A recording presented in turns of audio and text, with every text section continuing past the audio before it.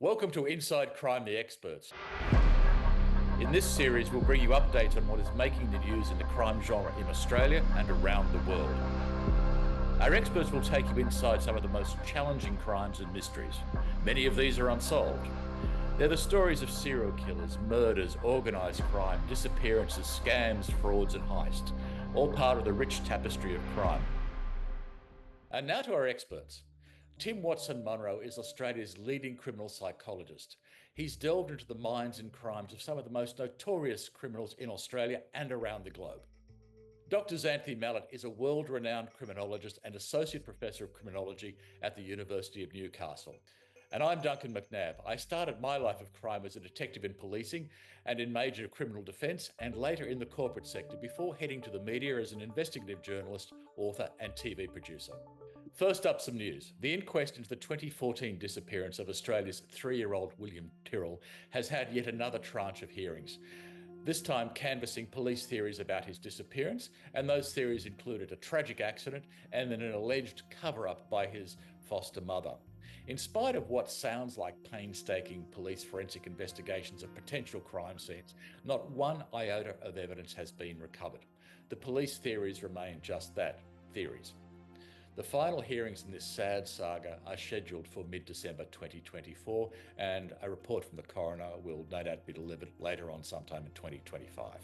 In the UK, the homicidal Lord Lucan is back in the news thanks to a new 3-part BBC documentary series that aired to coincide with the 50th anniversary of the murder of the family's nanny, Sandra Rivett. Lord Lucan had mistaken her for his estranged wife. The documentary focuses on Sandra's son, Neil Berryman, who reckons that his lordship still at large is alive and well and living in Australia. Neil told me a few years ago that he tracked the Lord, who was then, he reckoned, living as an elderly gay Buddhist in Perth. More recently, the alleged Lord Lucan has relocated to Brisbane, apparently. Was Mr. Berryman's source for all this a bloke described in the media as a fantasist? In an upcoming episode, we'll dig deeper into the rumours, the investigations, the forensic science and obsessions around this compelling and bizarre case that's still making headlines 5 decades later. And now to our experts, and we'll be discussing the perils of dating apps. These are the apps that tantalise with the prospect of love, relationship, or just a quick good time. But there is a very dark side of cons, stalking, murder, even cannibalism, and some people with some even stranger habits.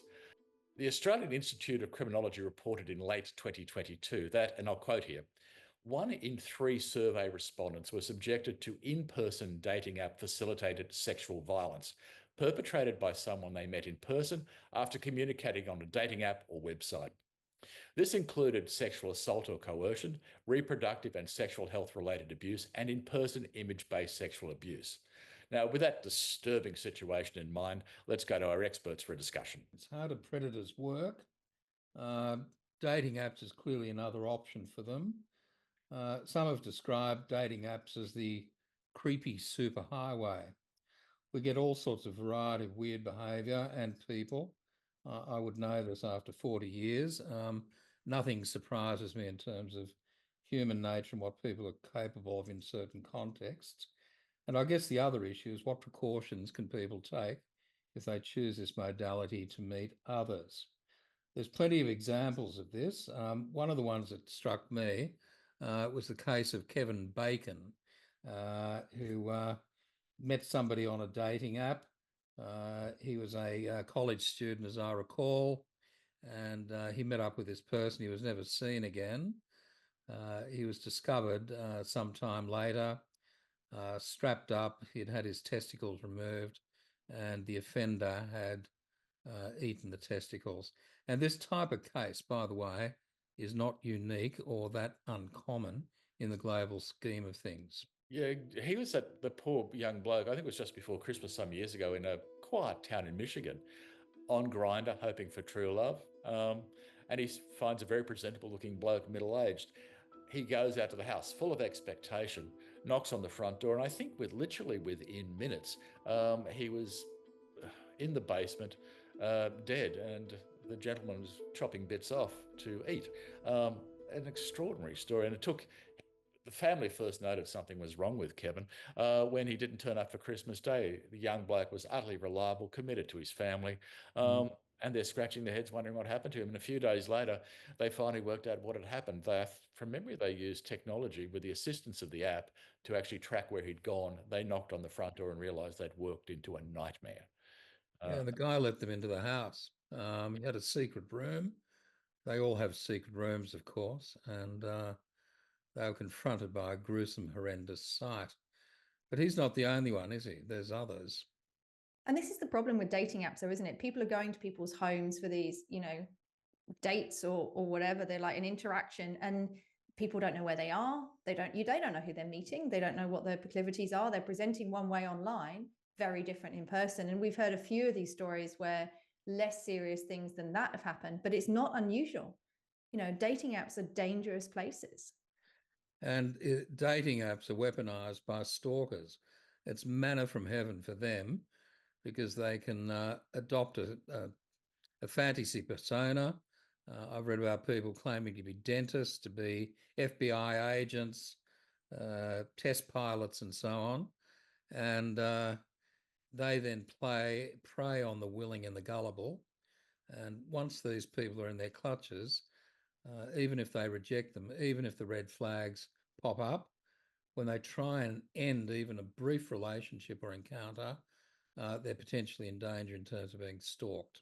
Yes, but I would imagine the sell on the app is also, it's the picture, it's the blurb that goes with it, it's that enticement. So that's uh, catfishing, to use a popular term, I suppose. You're enticed into it. You start on the app, I presume, with the best of intentions to actually find somebody for whatever purposes you have in mind.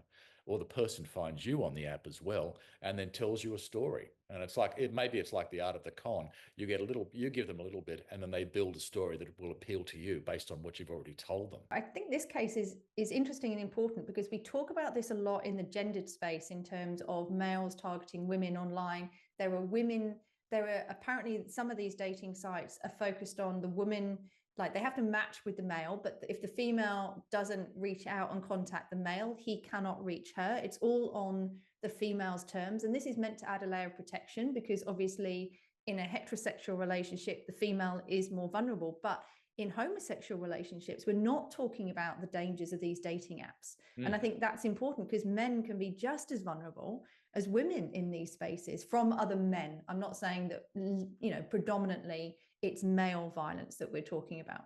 There's also been cases, as we know, of women catfishing men. Yes. Fatal consequences. Jamie Lee Doligee. She lured an Indian student, Morlan Rathod, 24, to her flat in Sunbury in Melbourne on the 23rd of July 2016. He was the only child of the family and described by his friends as a humble and studious man, and he'd come to Australia to further his studies. Jamie Lee had a troubled background with both drug and mental health issues, and she believed she was a werewolf and also had vampire fantasies. She lived alone but had carers, one of whom told the police her client was, quote, a danger to society. And this poor bloke was murdered. Yeah, there was poor young Mr. Rathod, I think, met her on Plenty of Fish, which is a fairly common app apparently. And in her profile, as I recall, she said she was a first-time user, which gives it a certain, maybe just establishes a level of trust. We're both in this for the first time together. Yeah. A level of innocence, naivety, normalcy, like normalcy. And as they had a chat, he was attracted to her profile because she said she had a couple of interesting fetishes, which I think included bondage. There's a bizarre message too. One of the last things he actually wrote before he turned up on her doorstep was, "I'll do anything you want." And they established a common purpose, I suppose, at that stage. And I think the cops found one of the great things about modern policing is one of the first things you do when you actually find somebody is you then go through their Google search history. And apparently, while he was motoring out to her place at Sunbury, she was online searching how to kill people. Now, that may have... Oh, God, I love it when they do stuff like that. I know, never underestimate the stupidity of a criminal. The Google search histories are just magic. Some of the things you hear that they Google. Mind you, my search history would be interesting, but I'm a criminologist and forensic scientist. So There's a reason for it. That's your defense, right? That is my defense, and I'm sticking to it. And you heard it here first.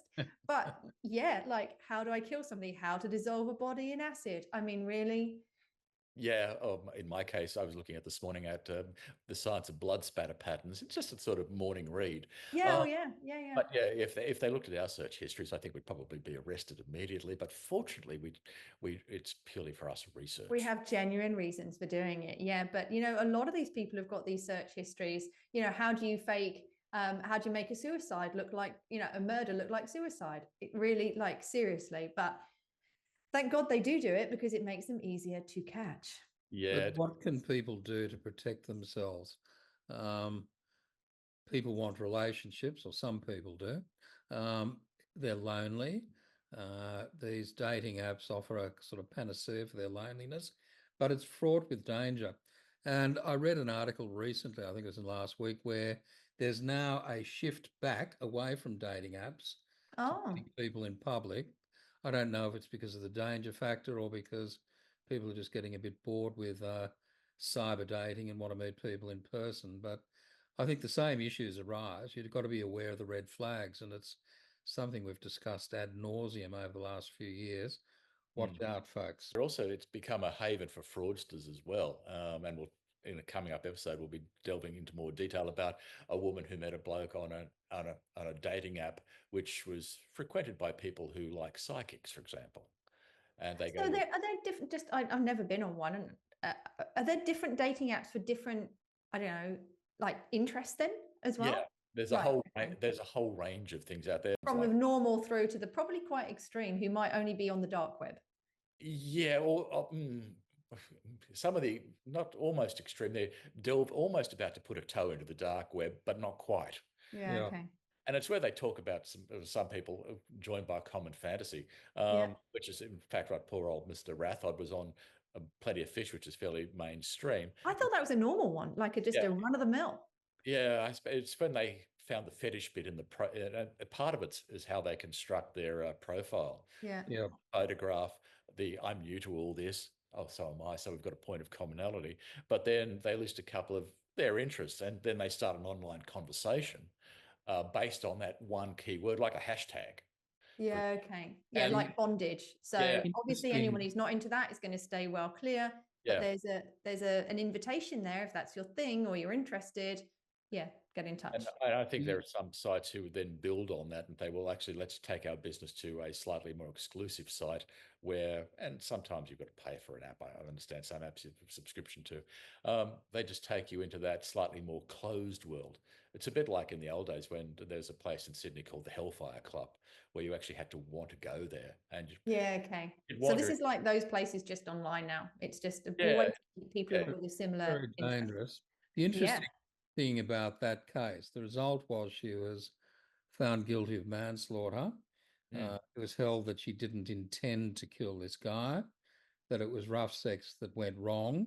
But she then also spoke about having two personalities. And when she got into her sadomasochistic role, she had this thought that she'd like to kill this guy. She strangled him, but then called an ambulance. They tried to revive him, but tragically he died. So there was not a firm case of murder there, it was manslaughter. But I think the other thing, the takeaway from that case and others like it is you don't know what you're getting yourself into. And I think that cyberspace creates this artificial sense of psychological and physical safety. Initially psychological because you're at a distance, you're not in the same room. But eventually, particularly with a skilled, cunning, manipulative psychopath, for example, they can hit on what your interests are, what your vulnerabilities are very quickly. And then, as you say, Duncan, the next step is let's meet up. And then the next step is let's go somewhere. And then all bets are off. And it's an interesting statistic, isn't it, that 1 in 3 people that have used dating apps report some sort of sexual coercion or sexual violence. That's 33% of the population that use these apps, which is very significant. What worries me about the apps is you the person almost acts in isolation. They don't have peers around them. For example, like if you're in a bar or meeting socially somewhere, you're isolated by the app, and that entire conversation will pretty much happen in isolation. In the case of Kevin Bacon, as I recall, the young chap in Michigan who met with a dreadful end, he told a mate, one of these colleagues who worked with, that he was going off on a date, but he didn't give him any more information. And he didn't go into detail with his family or anyone else. He just said he'd got a date, it was looking great, and that was the end of it. So he was completely isolated pretty much from the time he walked out of his front door to the time he tapped on this bloke's front door and ended up dying shortly thereafter. Um, There, there was an interesting twist to that as well. When the police investigated the case, there'd been an earlier episode of somebody who'd visited the murderer's home, hmm, and he was seen running out of the house wearing a leather kilt in the middle of winter, and which in screamed. Michigan's a giveaway. And again, that speaks to that gender difference. Like most women, if you speak to them now, when they're going on a date, they'll let people know where they are. They share their location with a friend or family so that they can see, that they're at that bar or that restaurant. They're less likely, I think, to go to someone's home, because they know it puts them at risk. But with a man, they don't feel that kind of threat the same way that women do. And it puts them in that vulnerable position that they don't even necessarily consider putting in, boundaries and safety nets. This guy dodged a bullet, or more specifically, a blade. Hmm. The curious thing is that he didn't press charges. He just didn't want to know about it. Had he pressed charges, Yeah. might have been a different outcome for Mr. Bacon, because the offender may have been locked up. But it's a very risky kind of dynamic we're discussing here. Which may touch on people being embarrassed to be using them. So they Yep. don't talk about Yep. it, sexual preferences, interest, and all that sort of stuff. Yep. They don't want people to know about it. So it's done very much in isolation. But you know what? Like, the police do not care, do they? If No. something happens to you, it's violent or threatening, or somebody, you're concerned about somebody's behavior, report it. The police don't care what your inclinations are. They don't care you're on a website talking about bondage. What they care about is when people are harmed. So Yeah, they're not going to judge you. I guarantee they've seen something more extreme if they're seasoned officers. So report it. You literally may save someone's life. yeah, the world's changed dramatically in the last 30 or 40 years. Back in the dark ages, well before apps, people were quite apprehensive about speaking to some coppers, but these days, No, it will be run of the mill to them. I guarantee it. If whatever you think is extreme, they have seen it before. My word. What about the case of Angela J, 28? She was a doctor in Port Macquarie, and in August 2016, she met Paul Lambert, age 36, on Tinder, and they hit it off. What she didn't know was Lambert was a serial stalker. That same year, he'd been convicted of assaulting his ex-wife and deported from the US for stalking TV presenter Brittany Ann Kell. He also had 10 restraining orders from 5 women and a probation order in Queensland. He was a walking disaster area, but one with a charming facade. He was possessive and controlling and potentially dangerous. As his behaviour became disquieting, the good doctor decided to end the budding relationship.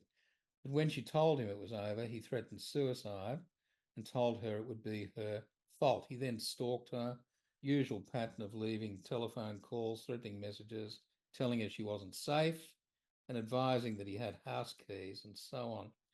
Then on the 3rd of November, he lay in wait for her when she arrived home. As she got out of her car, a vulnerable point, he pounced, stabbing her 11 times, dousing her with petrol, and she said, "I realised I had to get away or die trying," and she managed to escape and he fled. That triggered a manhunt. He was spotted on the highway a few hours later, fleeing north, and in the ensuing police chase, he attacked the police and they shot him to death. But it's another example. Here you've got a professional person. Thank goodness she survived. But it's all strata of society that can be vulnerable to this. And you don't know who you're dealing with. There's no background checks. There's nothing. People take others at face value. And as this case and others have demonstrated, the dynamic, the interaction between the two can turn on a dime. It can go from happy days to a nightmare within, a very brief period of time. And image-based abuse is part of this too. You know, when you're in these individuals' homes, they can drug you. We've seen cases of that. They can take photographs. They can then coerce you into other activities, sending them more images because they say they're going to release them on the web or whatever. So there's all sorts of risks. And Tinder is a very, very standard website app. It's not one of the more niche, markets, as it were. This is just, and a lot of people are using these days. It's a very normal way of meeting people, isn't it? So these are the standard apps that are meant to be safe. There is no safe space online in a dating app. It's not to say that people shouldn't use them. People should just be, I think, cautious and do a bit more research. I mean, people I assess, part of the assessment process, you may ask how they met. And more often than not these days, they say, well, we met online. There used to be a fair bit of embarrassment surrounding that because it wasn't seen as standard fare. Most people met in bars. Nowadays, it's commonly accepted people meet online, and a lot of people meet online. They don't have abusive relationships. They go on. Of course, yeah. I So mean, think that needs to it's be so stressed normal. as well. Yeah, it's so normal, and we're not saying, we're just saying be careful, put protocols in place to protect yourself. Even men, don't feel you're safe just because you're male. Okay, you're not as at risk maybe as a female, but that doesn't mean you shouldn't let people know where you are. Let somebody share your location, even if it's just for the evening, whatever. Just protect yourself and be cautious. Well, in the olden days, I mean, I'm old, but if you went on a date, you would go to your prospective date's home. Back in teenage days, they lived at home. You would meet their parents, and that is a long time ago. But they would know who you were, and you would go out and you'd bring your date home and so on. All of that's now been anonymized. It's random. There's no sort of controls or boundaries surrounding it. And although most of the time you're probably safe, there's no guarantee that you will be safe. It's interesting you should mention that. And the other thing that always strikes me as fascinating in this too is it's also the level of frauds that people perpetrate on this line. And you see, there is in fact a dating app for older people that I'm aware of. There's one for celebrities apparently too. Is there? Yeah, apparently. Well, and you can understand why, because as soon as you're well known and you go on a dating app, you don't know that people are going to want to date you for you, right? So, it may just be, whoever you are, but, oh, that's interesting, I want to meet them. So if you're also meeting other celebrities, it evens the playing field. So I get it. Yeah, but apparently, I've been told reliably. A friend of yours knows. A friend of mine told me reliably that it's and you get why that would be a thing. I'd be fascinated to see how you actually define celebrity and how you get a membership in that case. Would it be? I don't know. I don't know how you get in, but full of real estate salespersons.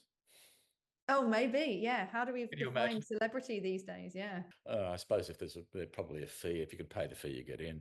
But one of the things that always worries me about people who are perhaps very experienced or perhaps even inexperienced is the vulnerability to things like frauds, love scams, and the amount of financial loss that you can suffer if you're put in by these things. I mean, we've all still get I know I still get emails from people who are telling me that there's a fortune in Nigeria that I can help. Yeah.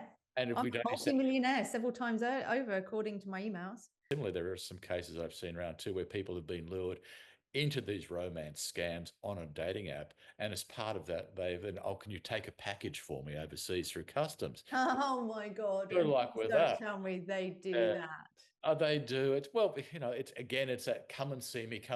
There'll be a package, or that poor girl, that cocaine, a package full of drugs. Yeah. A couple of years ago, I pulled 20, 25 odd cases from around the world together just to have a look at them. And what struck me as being very unusual was the level of serious oddities amongst them, and in particular things like a reasonably high incidence of cannibalism. Now, I would have thought cannibalism, 1 in a million, but in the 20 or so odd cases of dating app disasters. Are we talking dating app murders? Yeah, the cannibalism. Dismemberments.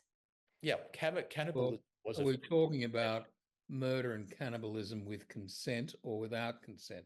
The cases I looked at were murder and cannibalism without consent, but there is that famous case in Germany which is murder and cannibalism by consent. Mr. Yeah. News, the victim went to the house in full knowledge of what awaited, and he drank a cocktail of drugs and alcohol. His penis was severed.